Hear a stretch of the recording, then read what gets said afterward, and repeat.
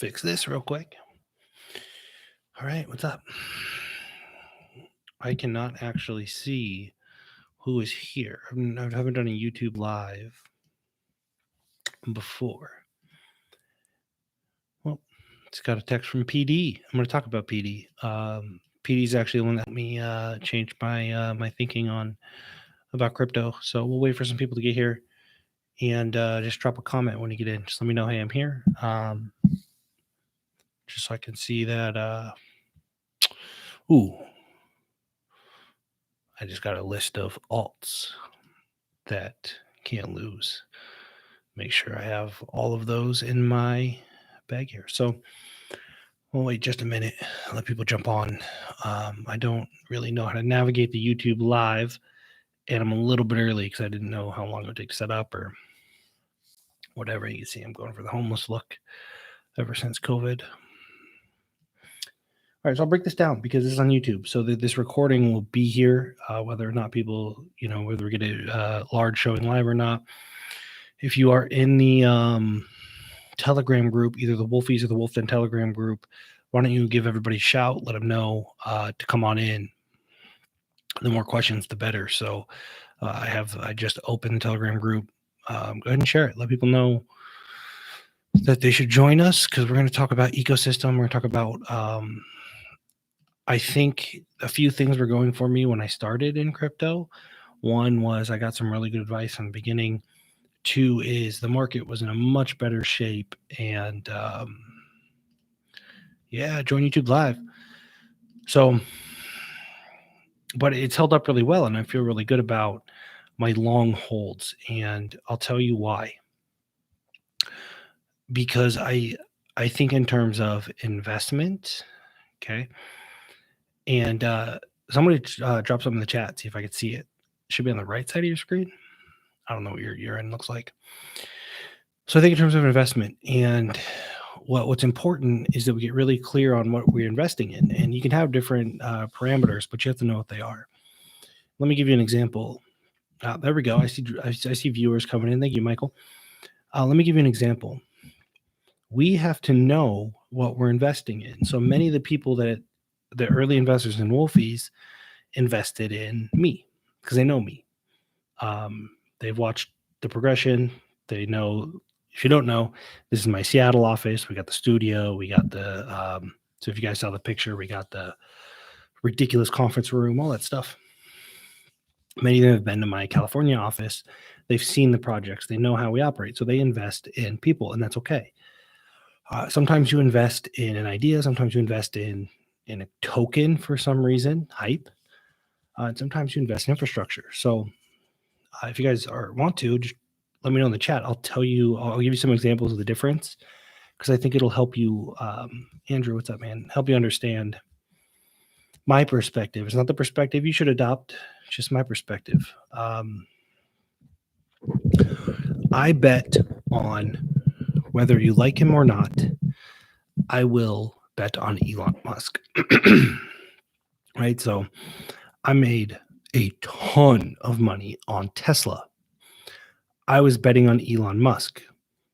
Okay. That's different than betting on the electric car industry. I do not bet on the electric car industry, not because I'm against it, but because I don't understand it. It just doesn't hit me in a certain way. So I invested in Tesla because I was betting on Elon Musk because I believe that he has a track record of figuring shit out. Okay. So that's an example of betting on a person. It's different than betting on an infrastructure. So if I was betting on electric vehicles, I would have invested in the parts that they use, the manufacturers of the parts they use, the technologies on the screens and the cars and all that stuff.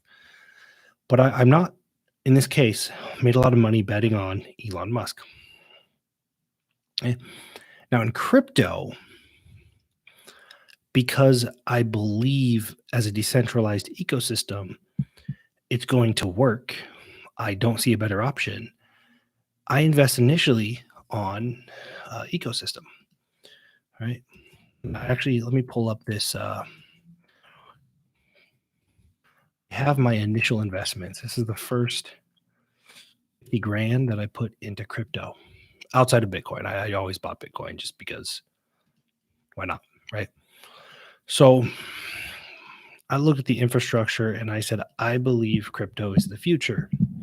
Maybe not the future, but a future, right? It will be part of our future. So I talked to PD. Most of you know PD. And we had this conversation and it validated where I was looking, right? What I said, I asked MPD, what does crypto need to work? You know it better than I do. What does it need? And he said, it needs platforms. Okay. It needs oracles. And I'm reading from my initial investment list. It needs DeFi, decentralized finance, probably going to have NFTs. That's important. It needs exchanges. It needs currencies. It needs insurance. In order for this ecosystem, this infrastructure to work, right? And then utility like Ethereum. Ethereum is not a currency. It's a governance token, but really it's utility. You need it to run transactions. So if you want to do transactions in crypto and everything sits on the Ethereum network, you need Ethereum to run the transaction, right? All that makes sense. Hopefully you can let me know in the chat. Now, what does that mean? That means I took my first, I actually took 100 grand. I'm looking at it now. I took my first 50 grand and another 50 grand chunk, and I split it up between platforms. Okay. I'll break them down for you, but this is not advice at all. Do not listen to me. Let me go through this. I invested in platforms. I invested in oracles. I invested in some DeFi.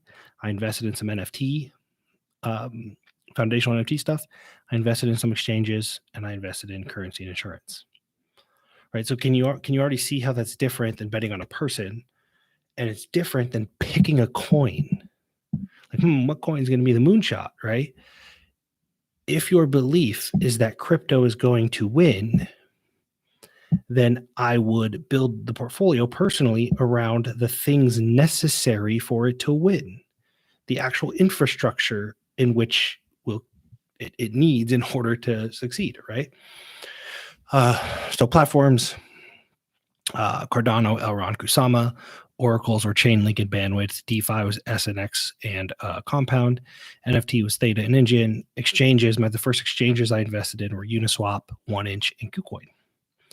And currency, I'd already been buying Bitcoin, so that wasn't really like a thing I had to worry too much about. And insurance, I grabbed some Armor. And so you see how I'm investing in infrastructure. It's much safer, in my opinion, if we're betting on the infrastructure or if we're betting on the ecosystem as a whole, to just invest in the infrastructure of it. It may not be 1inch. It might be Uniswap, but that's okay because I invested in both, right? So that's infrastructure. That's how I got into crypto. That was my very outside of the Bitcoin. I didn't start with shit coins. I didn't start with picking coins. Most of the people are anonymous, so it's really tough to bet on people. TrueBit is actually a case of me betting on a person. I'm super bullish on TrueBit, and that's me betting on a person.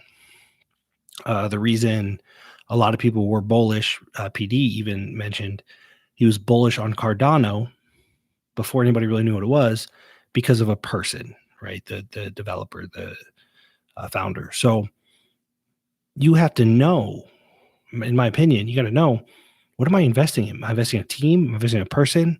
Do I just believe electric cars are going to win? In which case, a large portion of your portfolio should probably just go to the infrastructure of electric cars, right?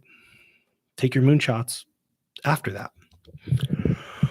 So hopefully that makes sense. Now, one of the things that I wanted to share with you guys at a very high level, I mean, I'm not going to get super detailed, is the nature of being decentralized. So how is this all possible? How can people give such huge APRs? Like, that's a question that we've been getting a lot about the farming and all that stuff. And why is there so much upside for the investors?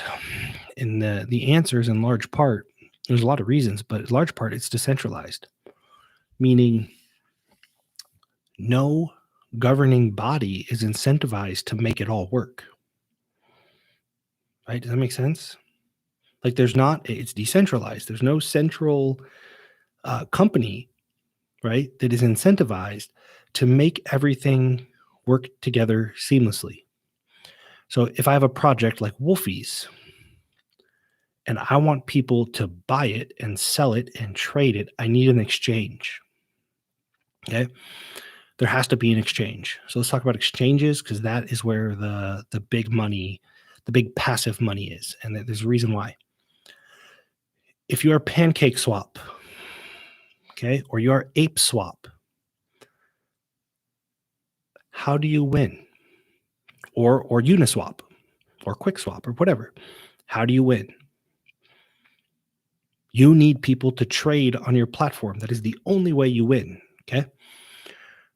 Well, what is necessary for people to trade? If I show up with a BNB and I want a Wolfies, and there's no sense, we're not dealing with like real central exchanges here.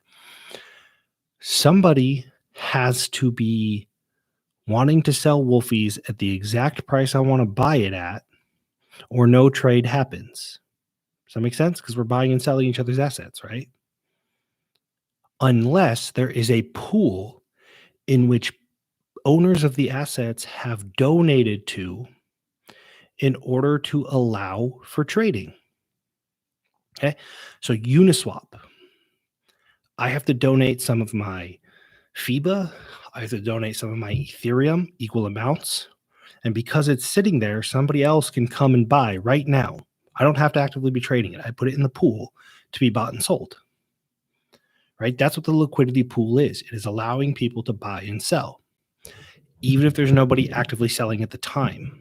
Okay, so because Uniswap does not have an inventory, it doesn't have a whole bunch of Wolfies and a whole bunch of Ethereum to just trade out like a store that has inventory and cash, right? So hopefully that makes sense. Now, why on earth would I put some of my Ethereum and some of my FIBA that I own into a liquidity pool for other people to trade? Why would I lock it up like that?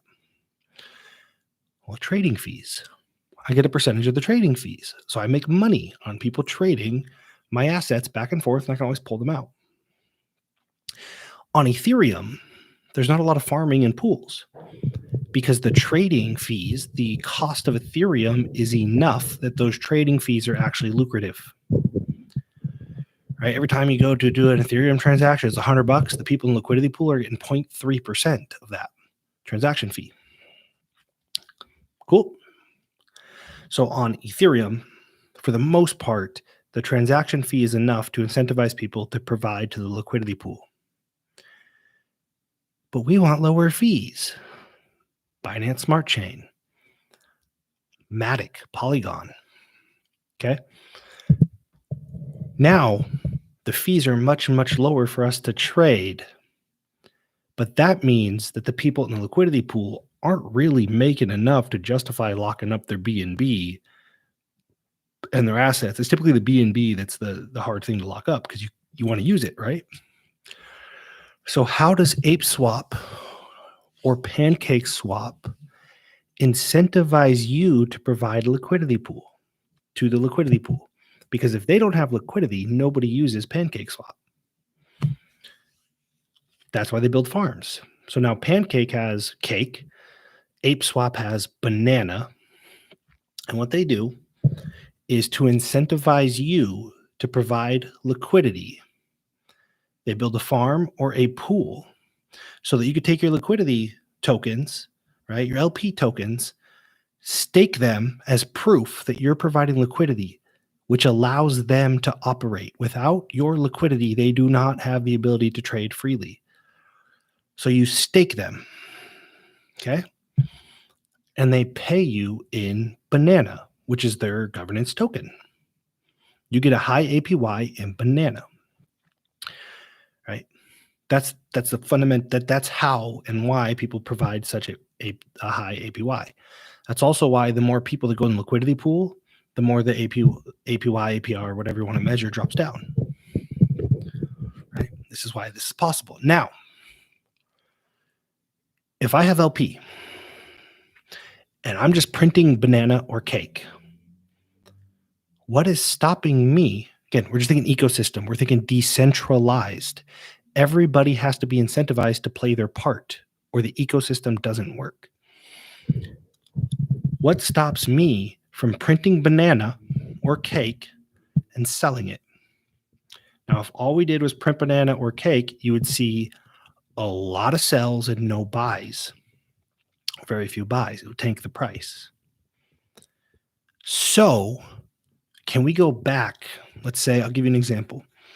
Let's say you put Wolfies and BNB in the Ape Swap liquidity pool, and Ape Swap gives you 700% paid out in banana. Well, how do they prevent you from just turning around and selling banana? What if they came back to me and said, hey, can you give us, as part of this deal, we'll give your people better APY or APR, but you give us extra Wolfies so they could take that banana and stake it and get more Wolfies if that's what they want. So now banana has a value other than just being sold for cash. It gets more of Wolfies or more not or more whatever.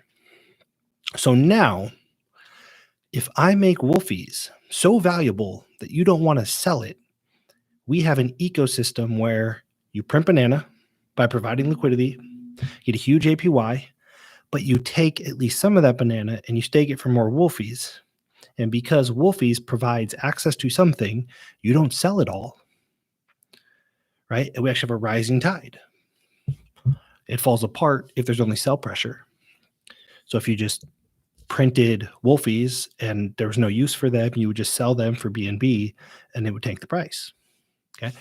So you see like the creativity and the ingenuity and the decentralized nature of everybody has to be incentivized. There's not really a party outside of the rug pullers. There's not really a party that has a huge unfair advantage that is massively profitable because everybody has to be incentivized appropriately. You cannot screw the holder. I mean, you can, but then they go away. Because if you do, you will tank your own project. Right? Now, this isn't for shit coins that are just built for trading.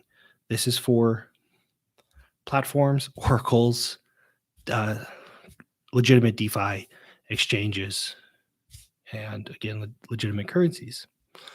So once you understand that, you can start thinking like,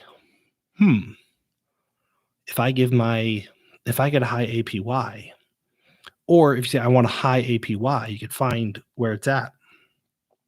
So, okay, this is going to be a high APY, and they're going to pay me in banana. There's probably somewhere that I can put this banana that also gives me yield on top of yield. So not only am I getting this for free, but I could put it somewhere and get more free shit on top of it, because that is how the price of banana doesn't go to the gutter. There's got to be something I can do with this. So you can farm, stake, as far down the line as you can figure it out. And what happens is you can get yield on top of yield on top of yield on top of yield. And everybody wins. It's necessary for the system to continue to function. Now, something like Coinbase doesn't have to do that, right? If ApeSwap could there was so much volume that there was always buy and sell orders in real time, they wouldn't have to have this liquidity pool. Or if they just went and had inventory, which would be insane. But if they had an inventory, this wouldn't be possible. But those things don't happen, especially at the smaller cap stuff, right? So when you understand ecosystem, it actually makes perfect sense. And if you understand how it makes sense, picking coins just kind of sounds silly. Not saying you shouldn't do it. We trade, we get in pre-sales, and we do that stuff. But it's just silly to say, all right, today's success relies on me picking the right coin. Because you can back into what gives me the most yield. Okay. This pool gives me the most yield, so I got to get some of this asset in order to participate in this pool, and that gives me banana. And what I want is more not. So I'm going to take this banana for more not. And not is not something that people want to sell. And there's reasons because of its tokenomics and the way that it's built. It's pretty smart. Um, so everybody's getting yield, but there's not a lot of sell pressure, right? It's not tanking the price of the asset. Some assets do tank themselves. That's also why Wolfies has a second token coming up, right, to support it. Because if you just have a single asset, then and you provide a yield. So if I said, hey, you put your Wolfies here and you get more Wolfies, at some point you buy a whole bunch. So let's say you buy 1,000, or you buy 10 BNB worth of Wolfies and you stake it, and it generates, I don't know, half a BNB a day. And you decide just to sell it for more BNB, which is fine. But what happens is you got a 10 BNB buy, and over time, 20 BNB sell. Right. So if all the holders are buying for 10 and selling for 20, right? Just buying 10 BNB worth of Wolfies, but they're selling 20 BNB worth of Wolfies, takes the price. Right. So hopefully that makes sense. Hopefully that helps you kind of wrap your mind around it. It's very high level. The details are, that's an oversimplified version. But I want to go buy Bunny. I like Bunny. I want to go buy Bunny. In order for me to buy it right now at the current price, there has to be a pool of Bunny available, which is provided by holders. Holders need to be incentivized. And then they're paid in whatever governance token or whatever. Then they need to be incentivized not to turn around and sell it immediately. Yield on top of yield. Right? And then if the other projects are smart, they'll keep finding ways to generate you yield, hoping or designing that somewhere along the line you sell, because we're all going to take profit, right? But we're kind of hoping that you sell somebody else's asset. You get yield with ours, you get yield on top of that, and maybe use that to get more of ours. But then hopefully you can use that to get something else and you sell that other thing. Right? So this whole ecosystem has to incentivize you to play along, or it doesn't work. And if it doesn't work, all of these things are gone. They just go out of business. Price tanks, it's done, and we all go back to Coinbase, which is fine because I'm a huge fan of the bigger cap stuff. All the bananas staked for some naughty twins with cake and bunnies on the side. Yep. And it's all really ridiculous when you actually read the names. So hopefully that's helpful. It gives you an idea of just ecosystem and why picking coin, like, oh, this one's pumping, let's go all in. That's fine. I like doing it too. But make that choice. Make an educated choice to do that, knowing that you might be pulling from, or that you could be pulling from this pool, or understand the ecosystem, set up an ecosystem, and only bet with your free assets. No downside. It is all free. Only bet with your yield. So you get these assets, and you want to make a big play for a moonshot, great. Just use the yield from your assets. It was free money. Zero downside, all the upside of crypto. Right? So hopefully that makes sense. Hopefully that helps kind of, that's how I think about it. I think I bet on crypto. Now, if you do not bet on crypto, and that's okay. You do not have to bet on crypto to play in it. I do not bet on electric cars. I still made a lot of money on Tesla, but I was betting on a person. So if you want to bet on a person in crypto, if you want to bet on a particular project, if you want to bet on a single coin because of the hype or because of the chart, then just know that that's what you're doing, right? It's perfectly fine to believe that crypto is going to be gone tomorrow, right? You could think that crypto is going to disappear in 2022 and still ride the upside right now. In that case, you would not want the same portfolio that I have. My portfolio is built so that if crypto wins, I can't lose. I didn't have to pick which platform because I split my aces. I went 8% of my 100 grand in the Uniswap, 1% in 1inch, 1% in KuCoin. and I have more in Quick Swap. That wasn't my initial investment, right? So you got to know, like, do I believe in crypto? If yes, the portfolio should probably be ecosystem or infrastructure based. If no, it definitely shouldn't be. And you might want to pick one person to follow, one project that you believe in. You might just want to do the thing that Mario, I think almost everybody here is going to know Mario, that he does better than anybody, is read Etherscan, find something pumping, jump in, get out, lots of profit. But those are different strategies. They can be combined, but they cannot be combined in a way that they are opposing each other. Right? So you could use your yield to take moonshots. That makes perfect sense. But you cannot need to make money, right? You cannot expect reliability and only take moonshots. There's no reliability in that. It's massive upside, massive downside. There's symmetry there. If you only bet with profits from farming or from ecosystem, then the asymmetry has changed. The asymmetry is only to the upside. There is no downside. You're using free money, house money, right? I personally, this is my opinion, I personally do not take symmetric bets. It is a waste of time to me to put in $1 if the best I could do is get another $1.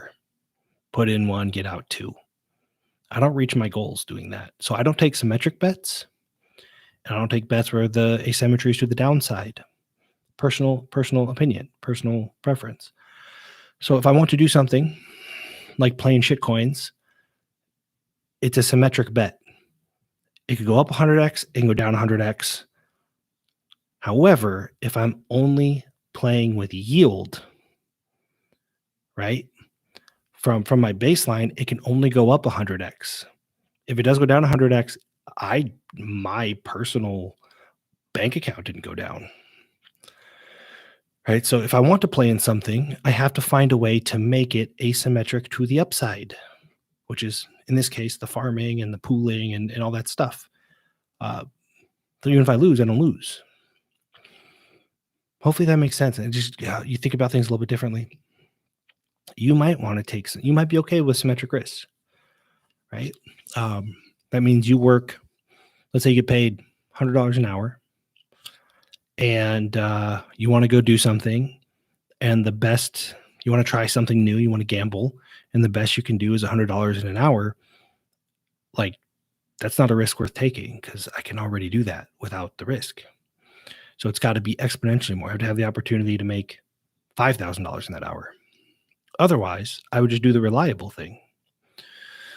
So that's just insight to a lot of the things that I'm saying, where I come from. Those are my biases. That's the bent on my frame. I want to be honest about that, so that I might say something and you can disagree, and that's fine because you understand, oh, Nick's coming from this place. And since he's coming from, it makes sense coming from this place, but I'm coming from this place. It's fine. You should come from your own place, but you should know what that place is. Just chasing more is not coming from anything. That's just your basic survival human mindset, thinking that more is the answer. And it's just not. So no risk work, it's no risk rewards. Yeah. That's the other thing about crypto, is the upside's outrageous. You don't get this kind of upside without a ton of risk, which is why, in my opinion, you have to be exponentially more diligent about your strategy.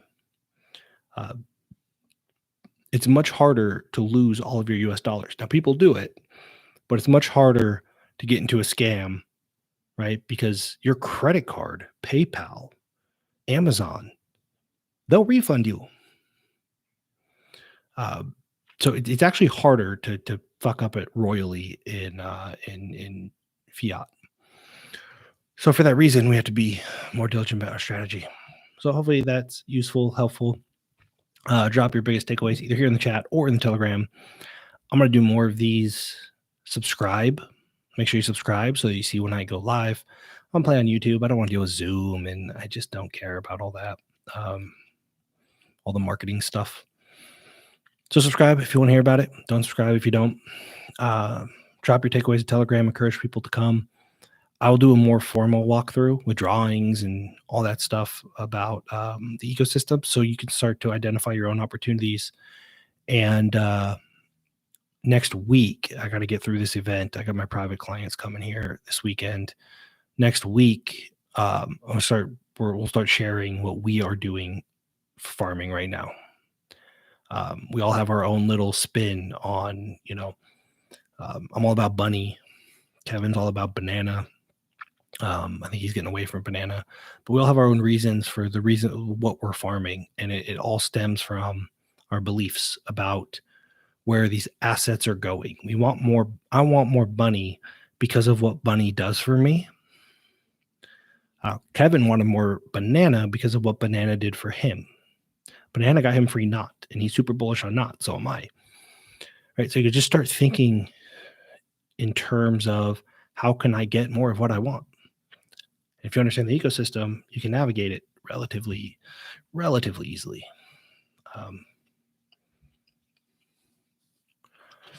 Technically, anything can only go down 100%. That is true, but it is also faulty. I realize you preface with technically, but it's kind of like the percentage doesn't determine the risk. There's an 83.3% chance if you play Russian roulette, you survive. That doesn't make it a good bet because the math adds up. Because if you lose, the effects are so catastrophic that doesn't matter anymore because you die, right? So there's a threshold of complete ruin. So if everything you own goes down 100%, it is not even if there's 1,000,000% upside, it is still asymmetric to the downside, right? Because people don't account for complete ruin for sometimes, but knocking yourself out of the game is exponentially worse than any upside could ever possibly be, right? So we have to account for complete ruin, which we hedge by only playing with profits and yield, which makes sense, but nobody actually does that. Everybody says that, but then somehow everybody loses all of their money and given death threats everywhere. So yes, technically, mathematically, risk can be asymmetric to the upside, but in reality, asymmetric to the downside, severely so, because the downside can be complete ruin or death, right? And there's no upside that balances that out. Hopefully that makes sense. That's my opinion, of course. Some people might be in a place where death doesn't sound like such a bad option, and that's their whatever. That's their personal preference, priority, and stuff. So we have to account for complete ruin. Unlimited upside does not replace potential death, in my opinion. Right? Does not balance out. You can only go down 100%. I'm going to harp on this because I just want to hammer this home because I think people miss this day to day. It can only go down 100%, but it can go up 10,000% or 1,000,000%. So, symmetric to the upside. Well, if it goes down 100%, you lose your wife and she takes the kids. Is there a percentage of upside that makes that worth it? Right? So just perspective. It's really easy to look at numbers and try to determine symmetry that way. But we have to account for the cost, not just money, but losing family, confidence, reputation. There's not an upside on this planet that I would chase that compromise my reputation with a handful of people. Right? So those are the things that we have to weigh. And that is where people get lost chasing more, thinking, well, I could lose everything, which is only this much, or it could go up a gazillion percent and be a billionaire. That's fair odds. Well, only if everything you have isn't important to you, which could be the case. No judgment here. I'm not here to judge anybody or take a position. Just the perspective. So hopefully it's useful. This link should be archived. It is unlisted, so you won't be able to find it on YouTube, but you can go back to this link and watch it or share it or whatever you want. And I'll do more of these just because there's my personal perspective that I like to share and hope that you have your own perspective. And in time, we amalgamate them into a more productive perspective for all of us. That's it.